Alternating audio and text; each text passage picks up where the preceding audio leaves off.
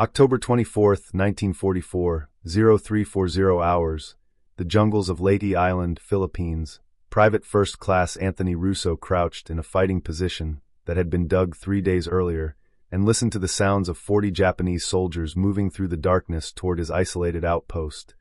The position was supposed to be held by 12 men, but disease and casualties had reduced that number to 8, then to 5, and now, with 3 men evacuated for malaria and 1 dead from a sniper 2 hours ago, Russo was alone, completely alone, on a hill that overlooked the only road the Japanese could use to flank the American advance. High Command had said reinforcements were coming. They'd said that yesterday, they'd said it the day before. Russo had stopped believing it. What he believed now was that he had maybe 10 minutes before 40 enemy soldiers overran his position, and then continued down that road to hit the rear of an entire American battalion that had no idea they were about to be attacked. Russo checked his M1 Garand rifle, 8 rounds in the clip. He had 3 more clips in his ammunition pouch, 32 rounds total to hold off 40 men. The math didn't work, it had never worked, but Russo had learned over 18 months of Pacific combat that math stopped mattering when you ran out of options. What mattered was understanding that every second you delayed the enemy was a second your guys behind you had to prepare. Every Japanese soldier you stopped here was one less attacking your friends. The problem was that 32 rounds meant 32 targets if every shot was perfect, and shots were never perfect, especially at night. Especially when you were alone and terrified and watching shadows move through jungle vegetation that all looked the same. Russo had grown up in the Bronx. His father ran a small restaurant, Italian food, the kind of place where neighborhood people came for Sunday dinner. Anthony had worked in that kitchen since he was 8 years old, chopping vegetables, cleaning dishes, eventually learning to cook. By the time he was 16, he could break down a chicken in under a minute, could sharpen a knife until it would split a hair, could work a kitchen through a dinner rush without breaking rhythm. When he'd been drafted in 1942, the Army had looked at restaurant worker on his paperwork and assigned him to the infantry with the vague notion that someone who could handle stress in a kitchen could handle stress in combat. It was stupid logic, but most Army logic was stupid. What the assignment had gotten him was 2 years in the Pacific, fighting across islands most Americans had never heard of, watching friends die from bullets and disease, and the 100 other ways this jungle found to kill you. He'd been issued a bayonet with his rifle when he'd first arrived, standard M1905 bayonet, 16 inches of steel designed to attach to the M1 Garand and turn it into a spear for close combat. The bayonet had broken during a fight on New Guinea, snapped clean off when Russo had used it to pry open a Japanese ammunition crate. He'd requested a replacement, been told replacements were backordered. Been told to make do. That had been 6 months ago. Russo had made do by taking a kitchen knife from a destroyed Filipino house, a heavy cleaver-style blade, maybe 8 inches long, designed for chopping meat and vegetables. He'd wrapped the handle with parachute cord for better grip, sharpened it on a whetstone he'd traded cigarettes for, and figured out how to attach it to his rifle using wire and more parachute cord. It looked ridiculous, a kitchen knife lashed to a military rifle. Soldiers had mocked it, called it Russo's cooking knife, asked if he was planning to make them dinner. Even his own squad had laughed, not meanly, just the kind of exhausted humor soldiers used to get through days that were otherwise unendurable. Russo had ignored them. The knife was sharp, it was secure, it turned his rifle into a weapon he could use if ammunition ran out, which in the Pacific happened more often than anyone wanted to admit. Supply lines were long, priorities shifted. Sometimes you just didn't get the bullets you needed when you needed them. Now, listening to 40 Japanese soldiers approaching through the jungle, Russo was calculating how long his ammunition would last. He had good cover, a fighting hole reinforced with logs, firing positions that gave him angles on the approach routes. If he was careful, if he made every shot count, he might drop 15 or 20 of them before they located his position and overwhelmed him with grenades and coordinated fire. That would leave 20 to 25 soldiers continuing down the road, more than enough to cause catastrophic damage when they hit the American rear positions. The Japanese had been using this tactic throughout the Philippines campaign, small units infiltrating through gaps in the American lines, hitting supply depots and command posts, creating chaos that was often more valuable than the actual casualties they inflicted. This particular group had been tracked by scouts for 2 days. They were well trained, moving quietly, waiting for darkness to make their move. American intelligence had identified them as likely heading for this exact gap in the line, which is why the outpost had been established here 3 days ago. What intelligence hadn't anticipated was how quickly disease and combat would reduce the outpost's strength, or how long it would take to get reinforcements forward through jungle terrain that made every movement exhausting. Russo keyed his radio one last time, hoping for acknowledgement that help was coming. All he got was static. The radio had been malfunctioning for hours, probably water damage, probably the humidity that destroyed everything in this jungle. He was on his own. The Japanese soldiers were maybe 100 yards away now. Russo could hear them talking quietly, coordinating their approach. They knew the outpost was here. They'd probably been watching it. They probably knew it was undermanned. They were being careful anyway, because they'd learned that Americans with good defensive positions could be dangerous even when outnumbered. Russo settled into his fighting position, controlled his breathing, placed his extra ammunition clips where he could reach them quickly, and waited. The first Japanese soldier appeared at the edge of the clearing, barely visible in the pre-dawn darkness. Russo let him come closer, let 3 more soldiers emerge from the jungle. They were moving in a tactical formation, weapons ready, heads scanning for threats. Professionals doing their job. Russo aimed at the lead soldier and fired. The M1 Garand's distinctive crack split the night. The soldier dropped. Russo shifted aim and fired again. Second soldier down.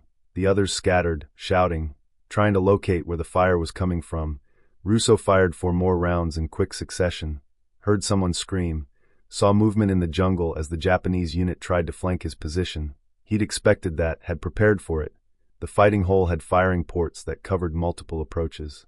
He shifted to the left port and fired at shapes moving through the undergrowth. The Garand's clip pinged as it ejected, empty. Russo loaded a fresh one without thinking, muscle memory from hundreds of hours of training and combat, fired 3 more rounds at movement on his right.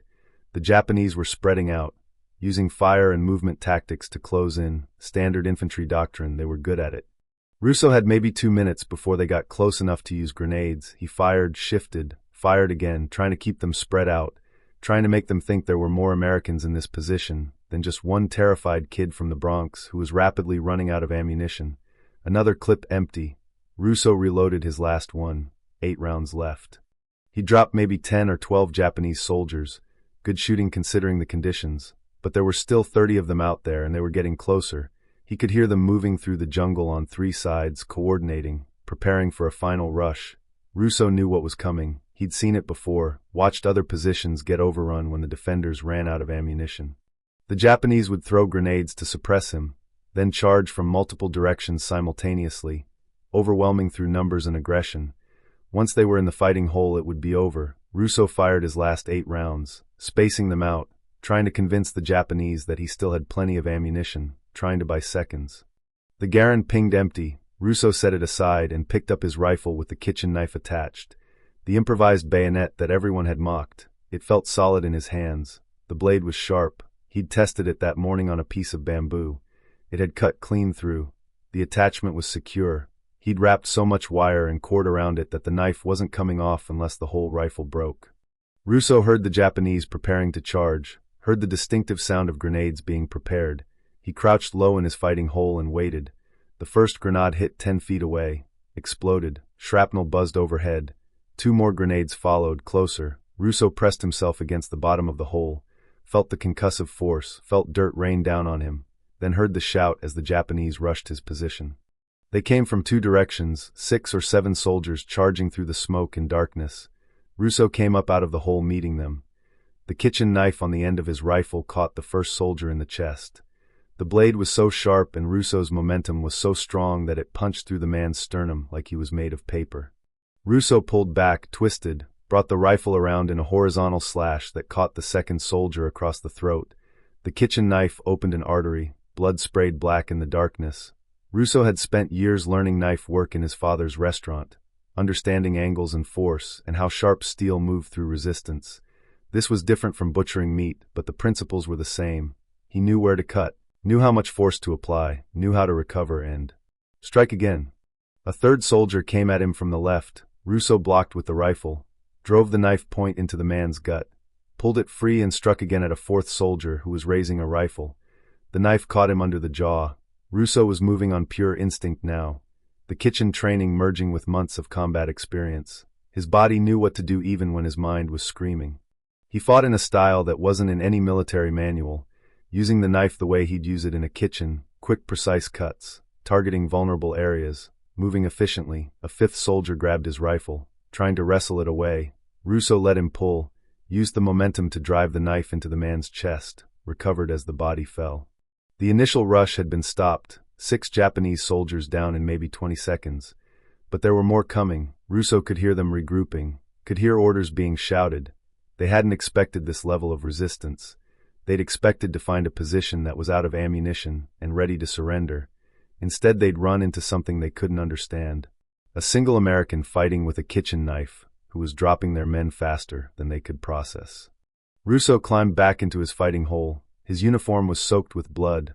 None of it as yet. His hands were shaking from adrenaline. The kitchen knife on his rifle was covered in gore but still sharp, still functional. He'd learned in his father's restaurant that good steel held an edge if you treated it right. He'd treated this knife right, sharpened it properly, understood its capabilities. Now it was keeping him alive. The Japanese attacked again. 8 soldiers this time, more cautious, using covering fire. Russo took a bullet through his left shoulder, felt it punch through, felt the hot pain, ignored it, came up swinging as they closed in. The kitchen knife caught one soldier across the face, obliterated his cheek. Russo reversed the strike and drove the point into another soldier's neck, pulled it free in a spray of blood. He blocked a bayonet thrust from a third soldier and slashed across the man's forearm. The knife cut through muscle and tendon like it was cutting through a pork shoulder. The soldier dropped his weapon. Russo finished him with a thrust to the chest. Another soldier shot at him from point-blank range. Missed because Russo was already moving. The kitchen knife caught him in the side, between the ribs. Russo twisted the blade the way you'd twist a boning knife working around a joint. The soldier screamed and fell. 3 more soldiers charged together, trying to overwhelm him. Russo used the rifle like a staff, blocking and striking. The knife flashed in the darkness, found throats and faces and soft tissue. His shoulder wound was bleeding badly now. His left arm was getting weak, but his right arm still worked, and the knife was still sharp, and the Japanese kept coming. They had to keep coming because they had orders, because turning back meant failure, because they'd already lost so many men that retreat wasn't an option. Russo understood that this fight would end when either he was dead or they'd lost enough men that the survivors couldn't complete their mission. He fought with the desperate clarity that came from having no other choice. The kitchen knife rose and fell, blocked and thrust, cut and tore. Russo's father had taught him that knife work was about economy of motion, about understanding where to cut to be most effective, about maintaining your edge both literally and figuratively. Russo was maintaining his edge. The knife was doing what knives did when properly sharpened and properly used. It was cutting. Another Japanese soldier fell, then another. Russo lost count. His world had narrowed to the next threat, the next strike, keeping the knife moving, keeping them off balance. His shoulder wound was making him dizzy. He'd lost a lot of blood, but he kept fighting because stopping meant dying, and dying meant those Japanese soldiers would continue down the road and kill his friends. The attacks came in waves, smaller groups now. The Japanese were running out of men. They'd started with 40. Russo had no idea how many were left, but it felt like the pressure was easing, like each attack had fewer soldiers. He fought through what felt like an eternity, but was probably only 10 or 15 minutes. At some point he realized no one was attacking anymore. He crouched in his fighting hole, breathing hard, his kitchen knife bayonet dripping with blood. He could hear movement in the jungle, but it was moving away, not toward him. The Japanese were withdrawing, what was left of them. Russo slumped against the side of his fighting hole. His shoulder was on fire. His hands were shaking. The adrenaline was wearing off and everything hurt.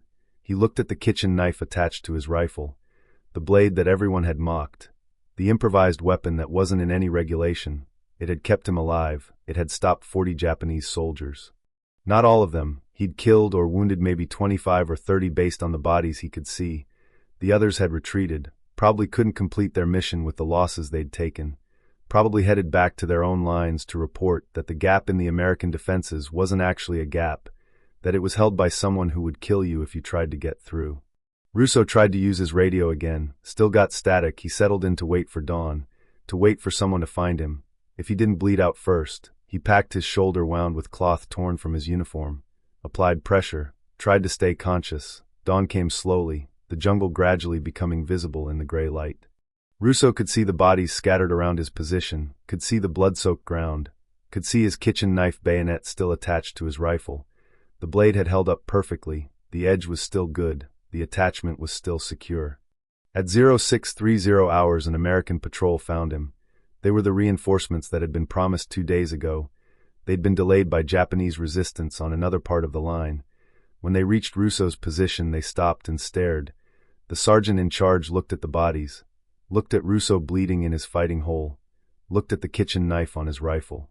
He asked what happened here. Russo said he'd held the position like he was ordered to. The sergeant asked where the rest of his squad was. Russo said they were gone. He was the only one left. The patrol medic started treating his shoulder wound. The sergeant counted bodies, came back and said there were 28 dead Japanese soldiers in and around the position. He said intelligence had reported a 40-man unit operating in this area. Asked if Russo had done this alone. Russo was too tired to do anything but nod. The sergeant looked at the kitchen knife again, looked at Russo with an expression somewhere between respect and disbelief. He said, "Son, that's a kitchen knife." Russo said, "Yes, Sergeant, I know." The sergeant asked where he'd learned to fight like that. Russo said his father's restaurant in the Bronx. The sergeant shook his head slowly, radioed for a medical evacuation, told the medic to make sure Russo survived because someone at headquarters was going to want to hear this story. Russo was evacuated to a field hospital, then to a larger hospital in Manila. His shoulder wound required surgery, but he kept the arm. While he was recovering, officers came to interview him. They asked about the fight, about his tactics, about the kitchen knife bayonet. Russo explained as best he could, told them about growing up working in a restaurant, about understanding knife work, about how the improvised bayonet was just applying skills he already had to a military problem. The officers took notes, asked if he thought other soldiers could benefit from similar training. Russo said probably, if they understood knife work, if they understood angles and force and keeping a blade sharp. One major asked to see the kitchen knife. Russo had kept it, refused to let the hospital staff throw it away. The major examined it, tested the edge, looked at how it had been attached to the rifle. He said, "This isn't regulation. This isn't in any manual." Russo said, "No, sir, but it works." The major wrote something in his notebook, said they'd be in touch. Russo never heard from him again. Never got any official recognition for what had happened that night. There was no medal, no commendation, just a brief mention in a unit after action report that said PFC Anthony Russo had successfully defended an isolated position against numerically superior enemy forces. The report didn't mention the kitchen knife, didn't mention that he'd been alone, didn't mention the 40 Japanese soldiers or the 28 bodies, or the fact that he'd done it all with an improvised weapon that everyone had mocked. Russo returned to duty in December 1944. His shoulder had healed enough to hold a rifle. The kitchen knife bayonet was still attached to his M1 Garand. Nobody mocked it anymore. Word had spread through the regiment about what had happened on that hill. Other soldiers started looking at Russo's improvised weapon differently. A few asked him how he'd made it, how he'd learned to use it. Russo showed them, explained the principles, emphasized that it wasn't about the weapon, it was about understanding how to use any blade effectively. By January 1945, at least a dozen soldiers in his regiment had created their own improvised bayonets, using knives they'd found or traded for, applying Russo's techniques. The officers pretended not to notice. Regulations said soldiers couldn't modify their weapons, but regulations also said you were supposed to win battles, and the improvised weapons were helping soldiers win battles. Russo fought through the rest of the Philippines campaign, was part of the force preparing for the invasion of Japan when the war ended in August 1945. He came home to the Bronx in October 1945 with a Purple Heart for his shoulder wound and the kitchen knife bayonet that had saved his life. He went back to work in his father's restaurant. The place had survived the war. Business was good with soldiers coming home and wanting familiar food. Russo worked in the kitchen, did the same job he'd done before the war, chopping vegetables, breaking down meat, keeping knives sharp. When people asked about his service, he said he'd been infantry in the Pacific. That was true. That was enough. He didn't talk about the night he'd fought 40 Japanese soldiers alone. Didn't talk about the kitchen knife that everyone had mocked. Didn't mention that the skills he'd learned in a restaurant kitchen had kept him alive when ammunition ran out and regulations were useless. In 1952, he took over the restaurant when his father retired, ran it for 38 years, built a reputation for good food and honest dealing, trained his own children in the kitchen, taught them knife skills the same way his father had taught him: precision, economy of motion, keeping your blades sharp, understanding that good technique mattered more than expensive equipment. He retired in 1990 at the age of 68, died in 2008 at the age of 86. His obituary in the local paper mentioned his restaurant and his military service, but provided no details about either. Just a note that he'd served in the Pacific during World War II and had been wounded in action. The kitchen knife bayonet was buried with him. His children had wanted to keep it, to preserve it as a family artifact, but Russo had specified in his will that it should go with him. That blade had saved his life and the lives of countless other soldiers behind him on that road. It deserved to rest with the man who'd used it.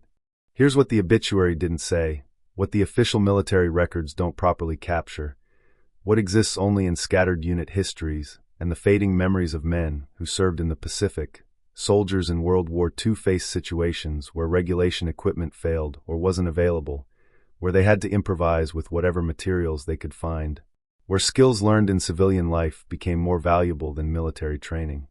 Anthony Russo was one example among thousands, a restaurant worker who understood knife technique well enough to apply it to combat, who created a weapon from materials at hand, who demonstrated that sometimes the most effective solutions came from outside official doctrine. His kitchen knife bayonet saved his life and disrupted a Japanese attack that could have caused catastrophic casualties to American rear positions. The technique he demonstrated spread informally through his unit, other soldiers creating their own improvised weapons, officers quietly allowing it because results mattered more than regulations. The broader lesson extends beyond one soldier and one weapon. Military organizations create standardized equipment and tactics because standardization generally works, but standardization also creates blind spots, situations where the standard solution isn't available or isn't effective. In those moments, soldiers who can improvise, who understand fundamental principles well enough to apply them creatively, who aren't limited by thinking that there's only one right way to solve a problem, those are the soldiers who survive and help their units succeed. Russo's kitchen knife wasn't better than a standard bayonet in terms of materials or design, but it was better than no bayonet at all. And paired with his understanding of how to use a blade effectively, it became a weapon that accomplished something remarkable. The fact that it was improvised, that it violated regulations, that it looked ridiculous, none of that mattered when Japanese soldiers were overrunning his position. What mattered was that it was sharp, it was secure, and Russo knew how to use it. The military never officially acknowledged his innovation, never incorporated improvised blade weapons into doctrine, never credited the restaurant worker from the Bronx who demonstrated that civilian skills could translate directly to combat effectiveness. But the soldiers who served with him knew. They saw what happened. They understood that Russo had survived something unsurvivable by using knowledge that had nothing to do with his military training and everything to do with years of working in a kitchen where sharp knives and precise cuts were the foundation of the trade. That knowledge, passed from father to son in a family restaurant, applied on a jungle hillside in the Philippines, made the difference between a successful defense and a catastrophic breakthrough in the American lines. 28 Japanese soldiers died because a kid from the Bronx knew how to sharpen a kitchen knife and understood where to cut to be most effective. An entire American battalion avoided a surprise attack because one soldier improvised a weapon from materials at hand and refused to surrender when ammunition ran out. You can't quantify the full impact, can't calculate how many American lives were saved because that Japanese unit was stopped before reaching their target, but the numbers suggest it was significant. The soldiers knew, they understood that Russo had done something extraordinary with something ordinary, that he'd proven improvisation and practical knowledge could overcome numerical superiority and tactical disadvantage, that sometimes the weapon that saved your life was one you'd made yourself from whatever was available. There's no memorial to Private First Class Anthony Russo at any military base, no display about improvised melee weapons in World War II museums. His contribution to Pacific combat exists only in a brief after-action report and the memories of men who are mostly gone. But for one night in October 1944, a kitchen knife attached to a rifle with wire and parachute cord held off 40 enemy soldiers and saved countless American lives. And that improvised weapon, mocked by those who didn't understand it, wielded by someone who understood blade work better than any military manual could teach, represents the truth about how battles are actually won. Not through perfect equipment or superior numbers, but through soldiers who can adapt, who can improvise, who understand that sometimes the best weapon is the one you make yourself, and the best training is the knowledge you bring from a life lived before the uniform.